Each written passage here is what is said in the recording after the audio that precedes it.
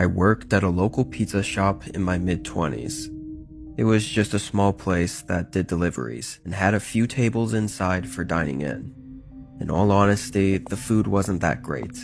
The only thing that was really special about the place was that it was open 24/7, so any not-so-sober people would usually come in all throughout the night.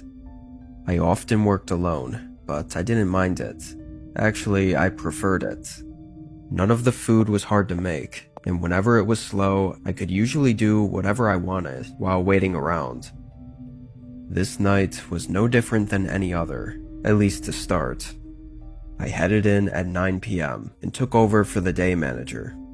There were no special tasks or anything that I had to do that night, and with it being a Tuesday, I was prepared for a chill night.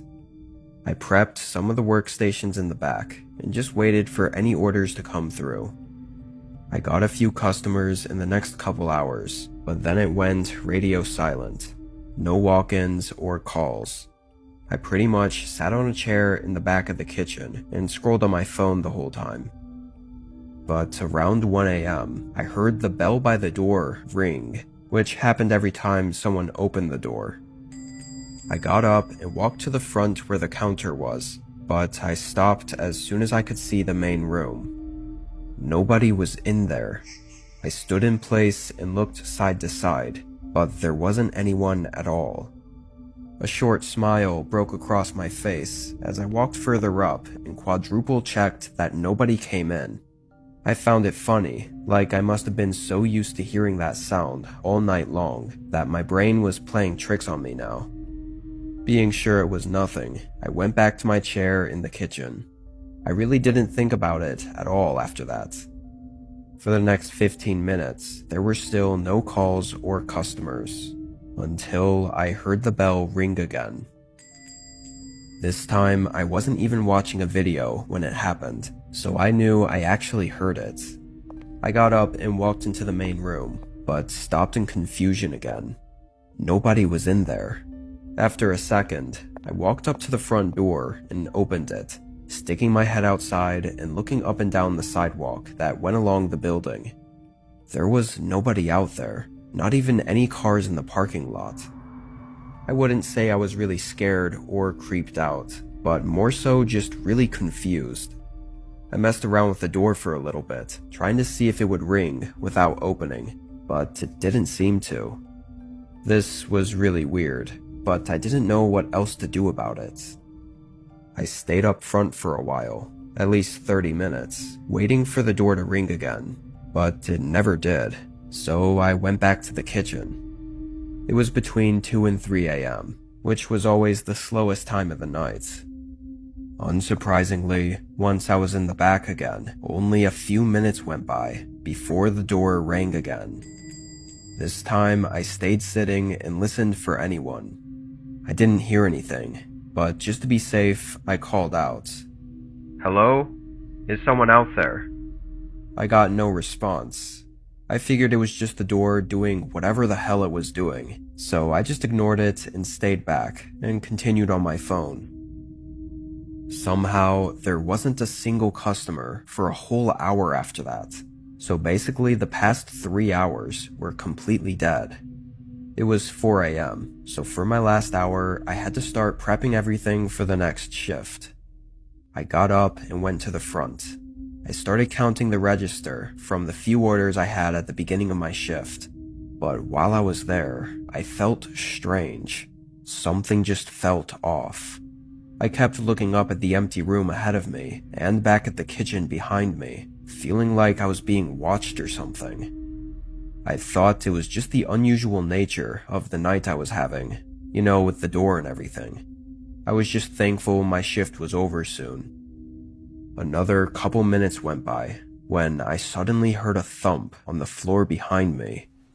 It was just like a boot stepping on the ground, which instantly sent a chill through me and made me quickly turn around. I felt my breath leave my lungs. There was a man standing just 5 or 6 feet away from me.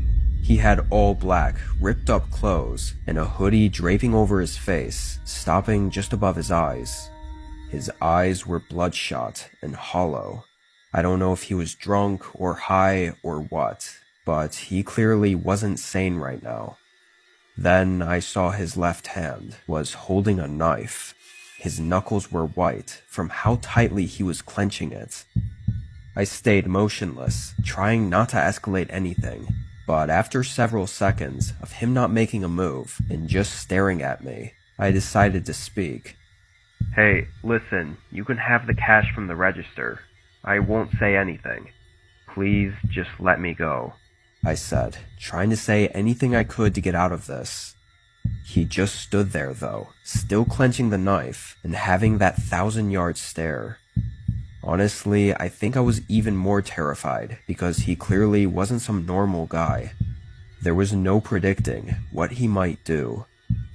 The counter I was at was L-shaped, extending toward the back where he was, so to run away, I'd actually have to run a couple feet toward him and around the counter, then back toward the front door. With him only being 5 feet from me, he could easily grab me or attack me if I tried. So I did the next best option. I basically dove over top the counter. It wasn't pretty, but I guess it kind of worked. I slammed into the ground and got up. The guy was already sprinting at me with a face of uncontrollable bloodlust and rage. I ran out the door and only got a few seconds away before I heard him get out the door as well. He was too close for me to even try getting inside my car, which was behind the building. I just kept running, making it to the road and hoping a car might drive by and help. But at some point, he stopped chasing. I don't know when, because I was so focused on sprinting and not looking back. I called the cops and waited at the road for them to get here. It took about 5 minutes. The guy was gone, but I guess after chasing me, he went back inside the shop and just demolished the place. Everything was trashed, and he left out the back door, where he then scraped his knife all over the side of my car. It's likely he was watching me inside the shop through the windows from a distance and using the door as a distraction, hoping to slip in without being noticed. Admittedly, it worked perfectly, which makes me feel pretty dumb. It's also pretty creepy knowing that there was about an hour gap between the last time the door rang and when I saw him, so he was probably hiding inside the shop that whole time. It's really strange though, because I really had no idea who he was. I really thought he was just some random guy, but his actions seemed oddly directed toward me. Maybe it was just a wrong place, wrong time sort of thing. I don't know. They never found him. I didn't stay working there very long after that, fearing that he might come back.